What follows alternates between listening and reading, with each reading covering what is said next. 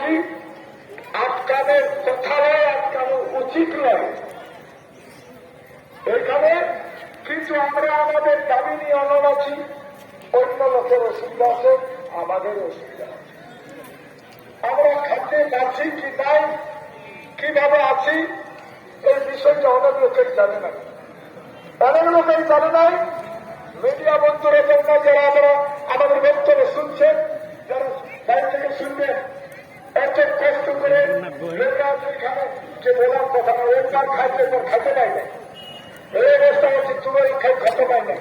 এত কষ্ট করে এখানে আছি আমরা, সচেতন জাতি সত্তা লড়াই। আজকে আমাদের ডিএমের সাথে কথা হয়েছিল, আমাদের যে রিপোর্ট, সেই রিপোর্টটা আলেই কিন্তু আমরা ছাড়ি, ঠিক আছে না? এটা বেরিয়েছিল।